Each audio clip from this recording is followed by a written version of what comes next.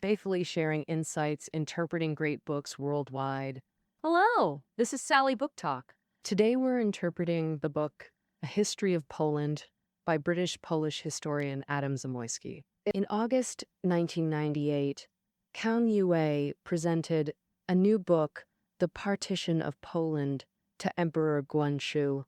It detailed how Poland, weakened and unreformed, was brutally carved up by the great powers. That was the peak of the 100 Days Reform, with fierce struggles between reformers and conservatives. Kang Yue deliberately chose that moment to use Poland's lesson. Compromise with conservatives and halt reforms, and China would face Poland's fate, plunging into ruin. The 100 Days Reform ultimately failed, but Kang Yue's The Partition of Poland spread widely, making refusal to reform and brutal partition China's first impression of Poland. Over 40 years later, World War II broke out, and Poland became the first country invaded by the Nazis. This deepened Poland's tragic image in Chinese eyes. Of course, real history is far more complex and richer. Today's Poland covers over 310,000 square kilometers with 38.4 million people, a medium-sized European country, but in the 17th century, it was a true great power. Its territory included Poland proper and parts of modern Lithuania, Ukraine, Belarus, and Russia. At its peak, Poland spanned 990,000 square kilometers, Europe's largest country. Yet by the late 18th century, it was wiped off the map. Russia, Prussia, and Austria partitioned Poland 3 times, causing its downfall. Afterwards, Poles struggled nearly 2 centuries for full independence. What made Poland's history so turbulent? This history of Poland will reveal the secrets of its founding, demise, and restoration over a millennium. My narration has 6 parts. Part 1. Emerging from isolation, the birth of the Polish kingdom. Part 2. Rapid expansion. Poland becomes a major power in Eastern Europe. Part 3. Reaching the zenith, dominating Eastern Europe, saving Christianity. Part 4. The calamity of national demise, dramatic changes and the 3 partitions. Part 5. Difficult restoration, the unyielding Polish people. Part 6. Settling the dust, from national demise again to complete independence. Okay, now on to Part 1. Emerging from isolation, the birth of the Polish kingdom. Today's Poland is located in East Central Europe, bordered by Germany to the west, Czechia and Slovakia to the south, and to the east it neighbors 3 countries. From south to north, Ukraine, Belarus, and Lithuania. From the perspective of ethnic distribution, this is very interesting, because besides Germany, which is predominantly German, the other countries' main ethnic groups are all Slavic, and even the Poles themselves are a branch of the Slavs. What's even more interesting is that over 2,000 years ago, the situation was quite similar. At that time, to the west of the Poles were the Germanic tribes, ancestors of the Germans, while other directions were filled with various Slavic tribes. The Poles were surrounded in the middle, isolated from the world. This had pros and cons. Ancient Mesopotamian civilization, glorious Greek and Roman civilizations, had no impact on the Poles, so they delayed inventing writing and lacked proper administrative institutions. That was the downside. But there's another side. The tribes all around acted as a barrier, protecting the Poles from external impacts. Alexander's expedition, ancient Roman expansion, and barbarian invasions. These major events that changed European history also largely didn't affect the Poles. So what were the Poles doing? The answer is farming. From what is now Western Germany to Eastern Poland is a plain, and the Poles have long been engaged in agricultural production here. In fact, Pole means field dweller. To this day, Poland remains a major agricultural country, with farmers accounting for 49% of the population. Around the turn of the millennium, centered on Gniezno in western Poland, an early state gradually formed, the Piast dynasty. By the time of Duke Mieszko I, he unified central and western Poland with administrative and tax systems developing rapidly, allowing Mieszko I to form a cavalry force of 3,000 men. Meanwhile, Poland's external environment underwent significant changes. In 936 AD, Otto I became King of Germany. In 962, he was crowned Holy Roman Emperor by the Pope. From then on, Otto I expanded eastward in the name of spreading the gospel, posing an increasing threat to Poland. What could be done? Mieszko I made a major decision. The entire ruling class of the Piast dynasty converted to Christianity and claimed to dedicate the nation to the church. Now, thus Poland was placed under the protection of the Pope, and Otto I lost his excuse to annex it. This happened in 1966, and from then on Poland became a Christian nation.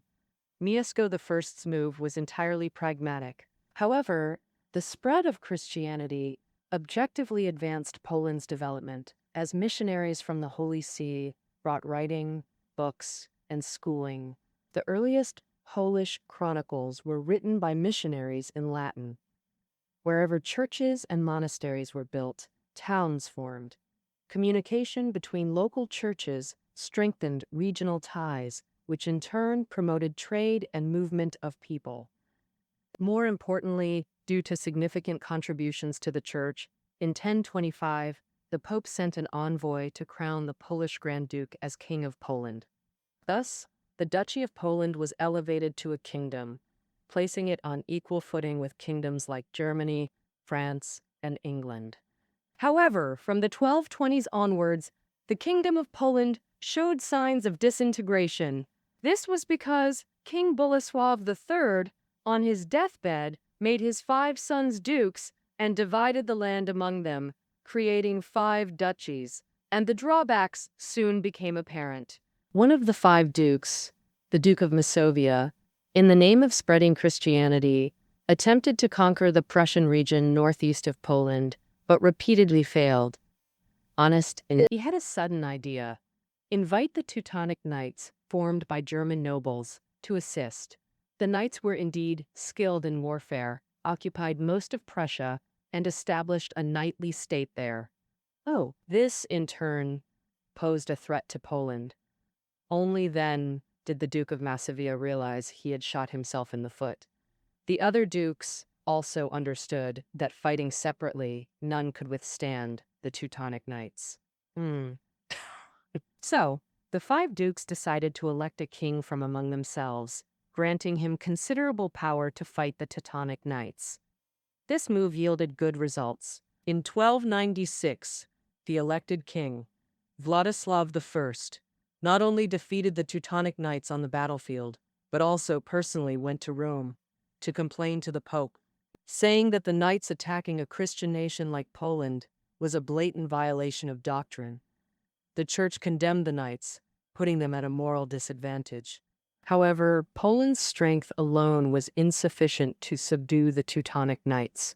The two sides fought back and forth in a stalemate for over 90 years, neither able to destroy the other. Poland began seeking allies this leads us to part 2. Rapid expansion. Poland becomes a major power in Eastern Europe. The Poles turned their gaze eastward to their neighbor, the Grand Duchy of Lithuania. Lithuania bordered both Poland and Prussia, with underdeveloped society but exceptionally strong warriors. Even after Prussia was conquered by the Teutonic Knights, Lithuania continued to resist stubbornly and maintain independence. They also expanded outward, occupying large territories in modern Belarus and Ukraine, which created new problems. Lithuanians belonged to the Baltic ethnic group and practiced indigenous religions, but in the newly acquired lands lived predominantly Christian Slavic peoples. Different ethnicities and conflicting beliefs made effective rule difficult for Lithuanians. Coupled with the Teutonic Knights' persistent ambitions, Lithuania faced internal and external threats and urgently needed allies. Looking around, Poland was the most suitable partner, so both sides sought cooperation. In medieval Europe, the most common way for two nations to ally was through royal marriage. In 1382, King Louis of Poland died of illness, and Polish nobles elected his 10-year-old daughter Jadwiga to succeed him. 4 years later, Poland and Lithuania signed an alliance treaty. Grand Duke Jogaila of Lithuania converted to Christianity, changed his name to Vladislav, married Jadwiga, and was officially crowned King of Poland. Thus ended the Piast dynasty, replaced by the Jagiellonian dynasty. This was terrible news for the Teutonic Knights. After the Polish-Lithuanian Union, their combined strength multiplied, becoming harder to defeat. Moreover, Lithuania becoming Christian undermined the Knights' justification for attack, because the Knights' principle was to fight only pagans. Conversely, the Jagiellonians could now punish the Knights for violating Christian doctrine. In 1410, Władysław led the Polish-Lithuanian forces against the Teutonic Knights at Grunwald, resulting in near-total annihilation of the Knights. Surprisingly, Władysław didn't finish them off. After claiming a small territory and large indemnity, the Allies withdrew. Why? The key lay with the Roman Church's stance. In the early 15th century, Reformation ideas were emerging. Criticism of the Roman Church grew, while the Teutonic Knights remained fiercely loyal. And thus, the Pope wanted to preserve this force, and Poland, also claiming to defend the Church, naturally considered the Pope's position. Thus, the Teutonic Order escaped destruction. Of course, after such heavy losses, the Knights could no longer pose a serious threat. Poland then turned its attention westward. In 1437, when the Luxembourg dynasty ruling Hungary died out, Austria became restless, attempting to seize the Hungarian throne. Hungarians refused and sought Poland's help. In 1440, Hungarian nobles elected the eldest son of Polish King Władysław as their king. 30 years later, another member of the Polish royal family was chosen as King of Bohemia. By the mid-15th century, the Jagiellonian realm covered modern Poland, Lithuania, Hungary, Czechia, Belarus, Ukraine, and parts of Russia, 1/3 of Europe's landmass, making it the continent's largest state. However, Poland was large but not strong, due to its unique political structure. Medieval Europe practiced feudalism. Kings granted land to nobles who owed tribute, service, and military duty. Kings couldn't interfere in nobles' domains, preventing absolute monarchy, yet thrones remained hereditary. For example, English and French thrones passed hereditarily without noble interference, but Polish nobles controlled even this. As mentioned earlier, after King Louis died, 10-year-old Jadwiga was placed on the throne and married to the Grand Duke of Lithuania. This sent a clear signal. In Poland, who could become king? What a king could do, all decided by the nobility. Thus, from the Jagiellonian dynasty's inception, real power lay with the nobles. Theoretically hereditary, each Jagiellonian king required noble approval before coronation for legitimacy. Nobles further constrained the king institutionally. Poland was divided into 18 provinces. Laws required unanimous provincial parliament approval for kings to raise armies or taxes. In 1468, provincial delegates formed a national parliament. The national parliament comprised the Rada and Sejm. The Rada included bishops, governors, and magnates, equivalent to a senate. The Sejm comprised lesser nobles and city representatives, like a House of Representatives. Together they held executive, legislative, and judicial powers. Even the king had to be elected by both chambers. In short, Poland's Rada and Sejm held greater power than England's House of Lords and Commons would 2 centuries later. Thus, the book's author argues Poland was actually the first constitutional monarchy.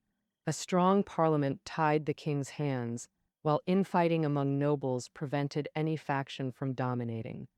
Consequently, Poland couldn't enact national laws, establish national institutions, or even maintain a standing army. Nobles feared a king controlling a standing army could achieve dictatorship. Without military support, Polish kings struggled to govern newly acquired territories effectively. Ultimately, the Jagiellon dynasty lost both the Hungarian and Bohemian thrones. In 1548, Sigismund II ascended the throne. Childless after 20 years, the Jagiellon dynasty faced extinction. This created a problem. The Polish-Lithuanian Union depended on Jagiellon members holding both crowns. With the dynasty dying out, what would become of the union? After deliberation, Poland and Lithuania decided to form a federation, with nobles jointly electing future kings after the Jagiellons. Since nobles comprised only 7% of the population, this became an oligarchy, distinct from modern democracy. In 1572, Sigismund II died. The next year, 40,000 nobles elected the Commonwealth's first king in Warsaw. Warsaw thus officially became Poland's capital. Polish history entered a new phase. My narration now moves to part 3, reaching the zenith, dominating Eastern Europe, saving Christianity. Commonwealth kings lacked legislative, conscription, and taxation powers, relinquished succession rights, and required parliamentary approval even for marriage. Parliament operated on unanimity. One dissenting vote could veto any policy or law. This rendered the federal government virtually powerless. Real power lay with regional nobles. Yet this fragmented state became an Eastern European hegemon and savior of Christianity. How did they achieve this? 4 words sum it up. No formidable external enemies. From mid-16th to mid-17th century, the Commonwealth enjoyed exceptionally favorable external conditions. First, to the west. Its largest neighbor, Germany, was already fragmented into states, then further split into Catholic and Protestant leagues by the Reformation. In 1618, they clashed violently, drawing in major powers like England, France, and Spain. A 30-year war that devastated Germany, wiping out a third of its population. Major powers suffered heavy losses, except Poland, the Polish-Lithuanian Commonwealth, practicing religious tolerance, stayed out of the conflict. During the war, the Commonwealth's economy grew, absorbing refugees. Population surged from 10 million in 1600 to 12.3 million by 1650. Post-war, the Commonwealth emerged as one of Europe's strongest nations. To the east, in 1547, Ivan IV became Russia's first Tsar, ruthless and ambitious, known as Ivan the Terrible. He centralized power around Moscow and sought to unify Russia. This posed a severe threat to the Commonwealth. Luckily, Ivan died prematurely. Russia descended into chaos, letting the Commonwealth seize vast territories. In 1610, Polish troops even captured Moscow and installed a puppet Tsar. They were the first European army to occupy Moscow. Though Russian resistance forced retreat, the weakened Tsardom posed no immediate threat. The Ottoman Empire remained Poland's true concern. Rising in modern Turkey, it conquered Byzantium in 1453, made Istanbul its capital, and expanded into a Eurasian African empire. By the mid-17th century, Ottoman forces threatened Europe's heartland, seemingly poised to conquer the continent. The Central European Commonwealth stood directly in their path. Repeated clashes ensued. Amidst this emerged John Sobieski, Poland's greatest hero. In 1672, Ottoman victories forced the Commonwealth into humiliating concessions, edging toward collapse. At the critical moment, Sobieski turned the tide. Sobieski came from a military dynasty, steeped in strategy since childhood. Well-versed in military affairs, he commanded troops as a teenager and excelled at cavalry tactics. Under his training, Polish winged hussars became the benchmark for European heavy cavalry. Winged hussars, wearing combat helmets, thick steel breastplates, shoulder and arm protection, and tiger skin cloaks that billowed like wings when charging, hence their name. It was truly awe-inspiring when these cavalrymen charged with 6-meter lances like birds of prey. Polish forces once defeated 30,000 Russians and 5,000 mercenaries with just 6,000 cavalry. Thanks to these formidable hussars, Jan Sobieski achieved 4 victories over Ottoman forces in 10 days. On the night of November 10, 1673, he launched a surprise attack, crushing the enemy's main force and saving the Commonwealth. News reached Warsaw, electrifying the nation. Remarkably, that same day, the Commonwealth king died. The triumphant Sobieski overwhelmingly defeated other candidates to become the new king, January 3rd. Oh, like, during January the 3rd's 22-year reign, the Polish-Lithuanian Commonwealth reached its zenith. In summer 1683, Ottoman forces invaded Europe again. They advanced from southern Europe into Central Europe, besieging Vienna, Austria's capital.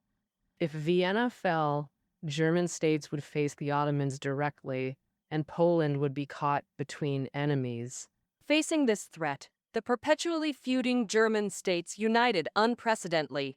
With Poland, they appointed Jan III as supreme commander to relieve Vienna.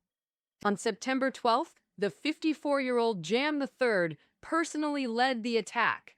The winged hussars spearheaded the assault with ferocious, tactically brilliant charges, helping the Allies eliminate over 40,000 Ottoman troops at a cost of just 4,500 casualties.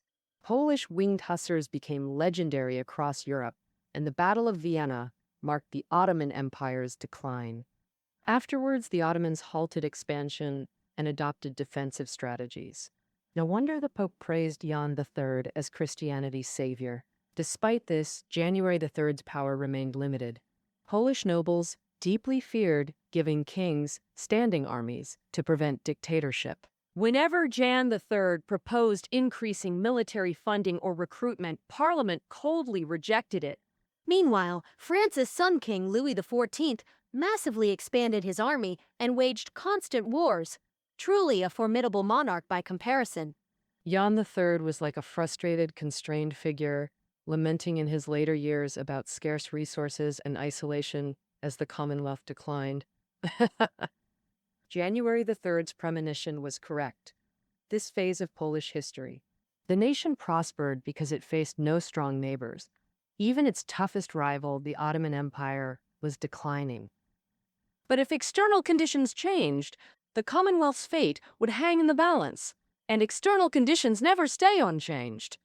In 1696, Jan III died, depriving the Commonwealth of a capable king as Poland faced severe trials. This is part 4, national demise, dramatic changes, and the 3 partitions. The key Chinese idiom, disaster arises within the walls. It means a nation's decline often stems from internal strife.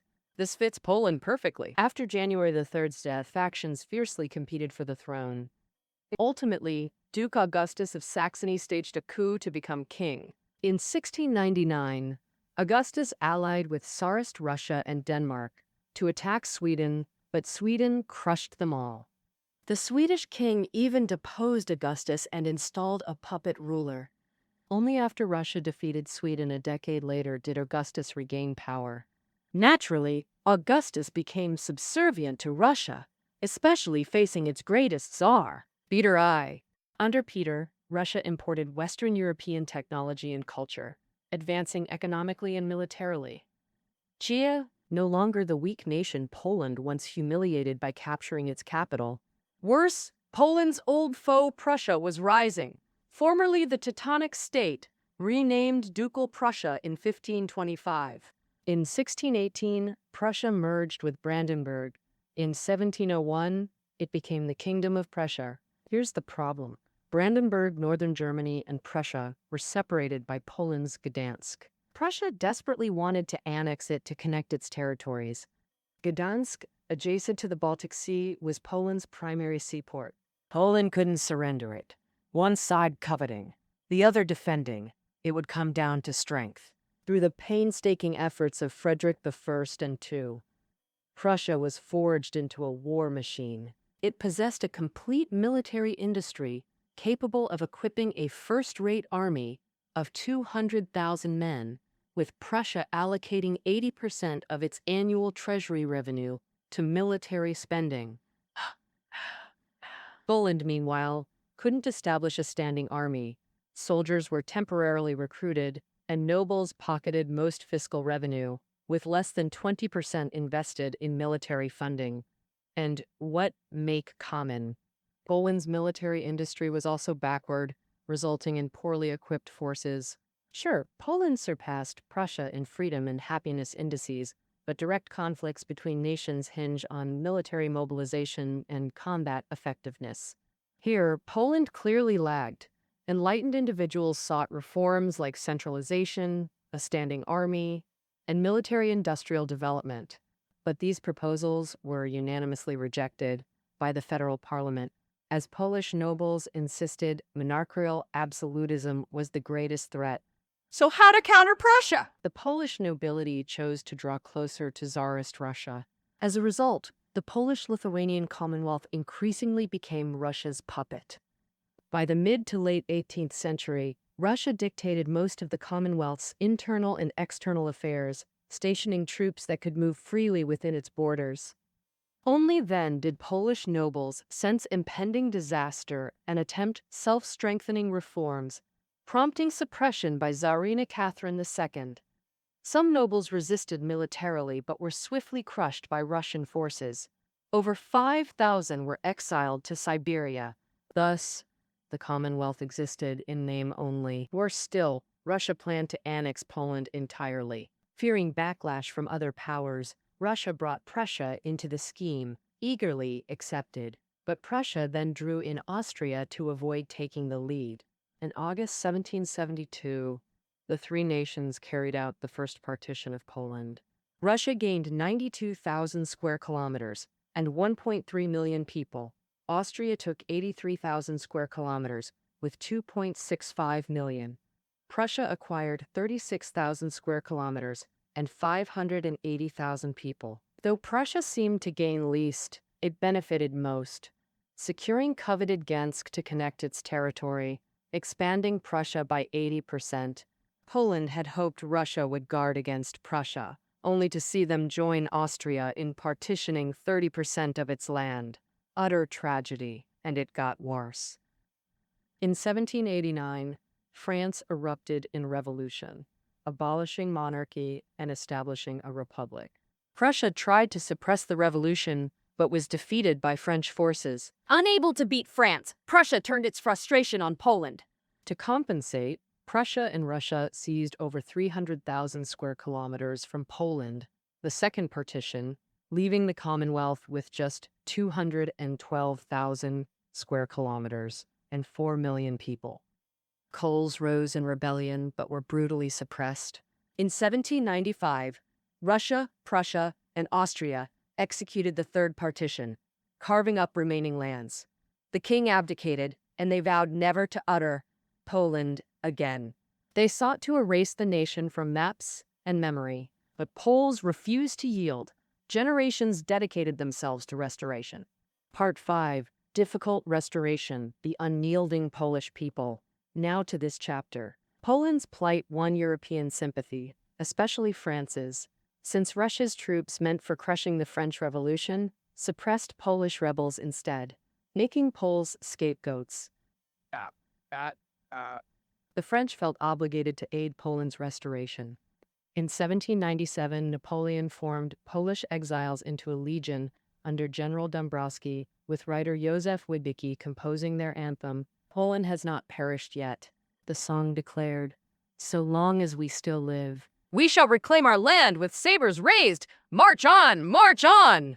Dąbrowski's anthem later became Poland's national song. In 1804, Napoleon crowned himself emperor, founding the French Empire and expanding aggressively. Under France's onslaught, Austria and Prussia fell successively. By 1807, Napoleon forced Prussia to disgorge lands from the second and third partitions, creating the Duchy of Warsaw.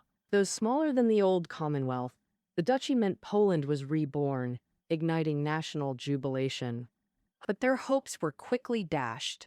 First, to subdue Britain, Napoleon allied with Austria and Tsarist Russia, making it impossible to demand they return Polish lands. Second, years of war exhausted France. To lighten the burden, the Duchy of Warsaw had to share military expenses and provide troops. In short, the duchy was merely a French vassal, internal and foreign affairs dictated by Napoleon. This bore no resemblance to Poland's envisioned restoration. Relying on others was doomed to fail. In 1812, Franco-Russian relations collapsed. Napoleon's invasion of Russia failed catastrophically. Russia counterattacked, joining Austria and Prussia to confront France at Leipzig. Third time for battle. In the final phase, Poles covered the French retreat across a river, only for the French to blow up the bridge after crossing, trapping and annihilating the Poles. The defeat at Leipzig directly caused Napoleon's downfall.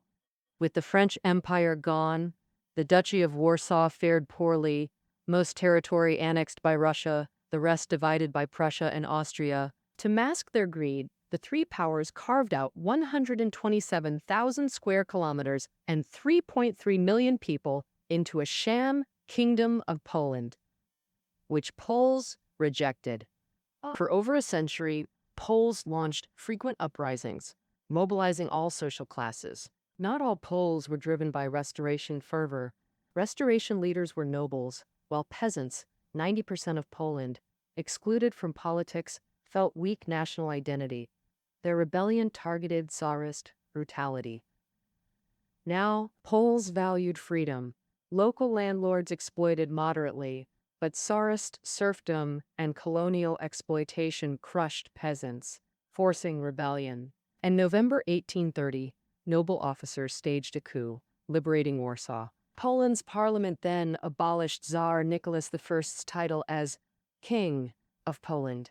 As all sectors rallied, Russia mobilized 250,000 troops. The uprising was brutally suppressed.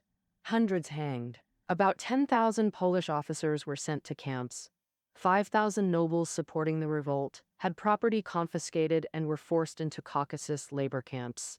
Though the Warsaw Uprising failed, the Polish spirit of sacrifice for independence deeply moved the Western world. As the uprising erupted, French intellectuals like Hugo and Lamartine voiced strong support, praising Polish freedom. French committees in Paris raised funds for rebels. Britain, America, and Italy also expressed backing, inspired by compatriots. Exiled pianist Chopin planned to join the uprising but learned of its collapse en route. In grief and rage, he composed the revolutionary etude, Day, Day. This passionate piano piece spread rapidly through the West. After the uprising's failure, 8,000 Polish officers, leaders, artists, and writers fled abroad, pursuing restoration. They simultaneously fueled revolutionary movements across Europe. Polish revolutionaries participated in the 1848 revolutions sweeping France, Prussia, and Austria. During Italy's 1861 independence war, Polish officers joined Marx's First International. Many later fought in the Paris Commune. The Commune's final commander was Polish. 4,000 Poles even fought for the Union in America's Civil War. The first Union officer killed was Polish. Thus, Poles linked their liberation to Europe's independence and socialist movements. Marx praised this highly. He declared, Poland's liberation has become the glorious cause of all European democrats. Late 19th century Poland produced revolutionaries like Rosa Luxemburg, German leftist leader, and Felix Dzerzhinsky, founder of Soviet Czechia. Despite broad support, Poland's restoration remained arduous, primarily due to formidable opponents. Tsarist Russia, Europe's gendarme, stayed powerful. Prussia's unification of Germany made it unshakable. Even weaker Austria-Hungary was beyond Poland's strength to overthrow. Britain and France offered sympathy but no intervention. Expecting their help was pure fantasy. Poles' only hope lay in awaiting geopolitical shifts. Entering the 20th century, German-Austrian conflicts with Russia escalated, forming the Central Powers versus Entente, an irreconcilable divide.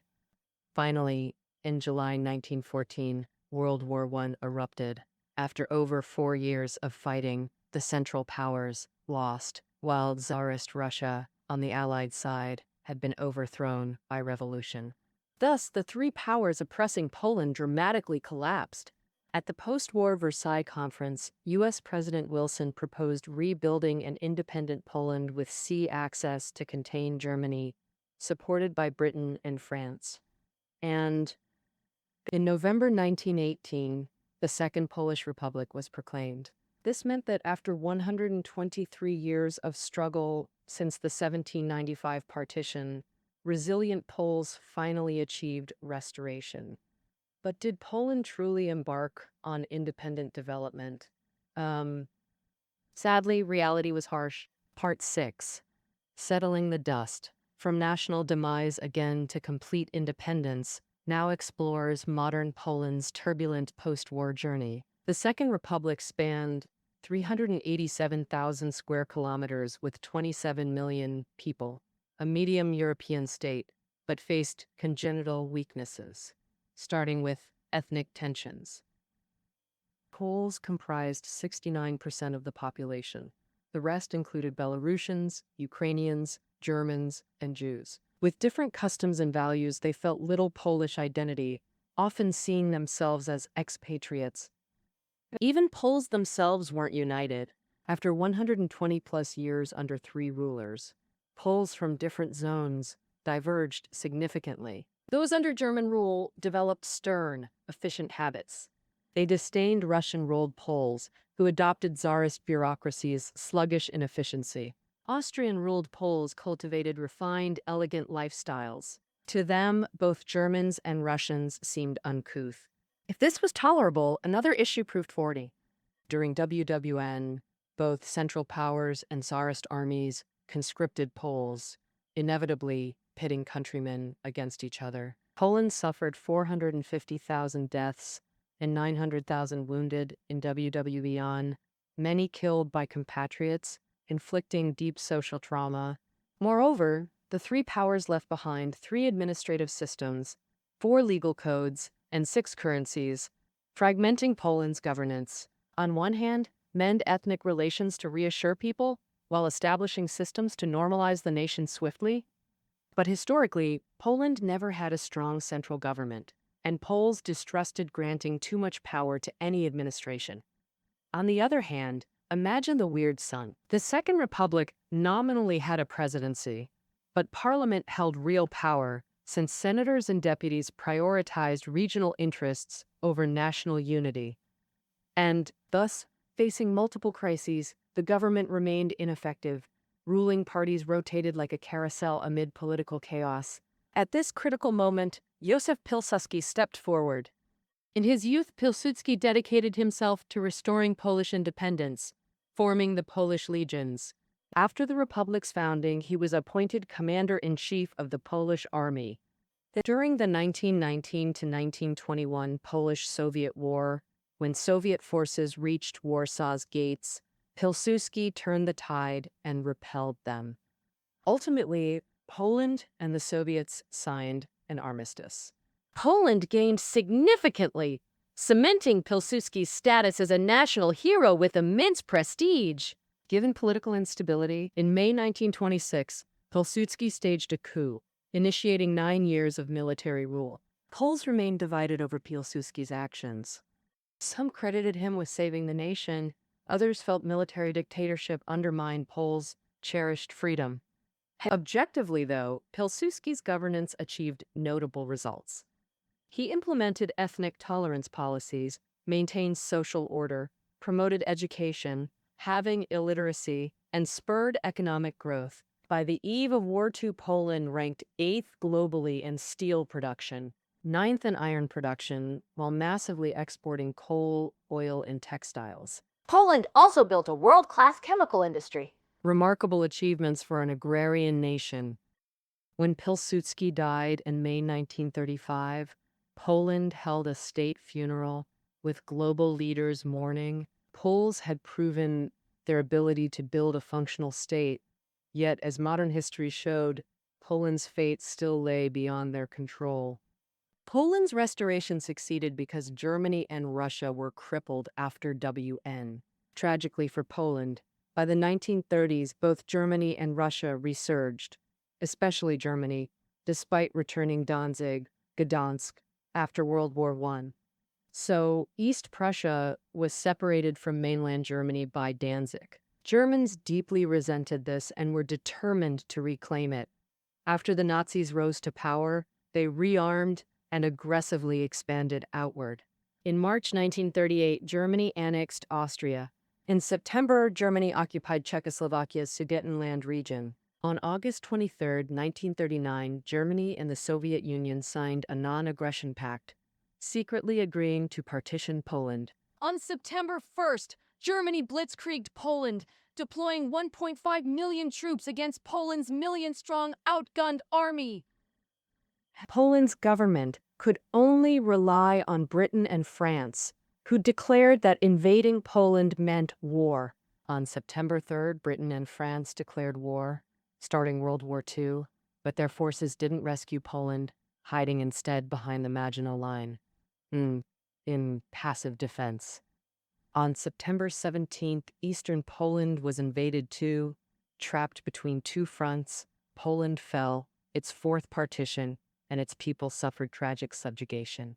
About 20,000 Polish officers were taken to Katyn Forest near Smolensk and massacred. Over the next 5 years, roughly 1.7 million Poles were sent to Siberian labor camps. In German-occupied zones, 2.8 million Poles endured forced labor, while 330,000 were executed. The Jews suffered most terribly. Nazis built around 2,000 concentration camps in Poland, including the infamous Auschwitz. Of 6 million Jews murdered by Nazis, 2.7 million were Polish, yet Poles never surrendered. They formed a government in exile, rebuilt their military, and fought in battles like the Battle of Britain and D-Day.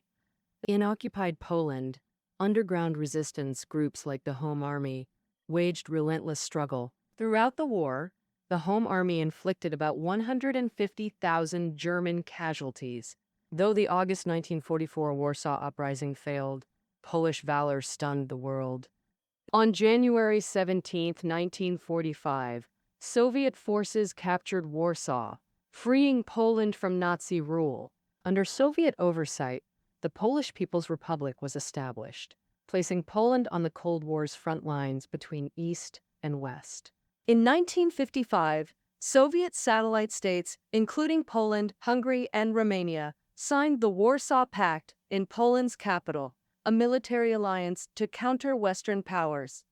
Poland was a key member of the Soviet-led Warsaw Pact, with NATO led by the US and UK. At one point, even the Polish military commander-in-chief was appointed by the Soviets.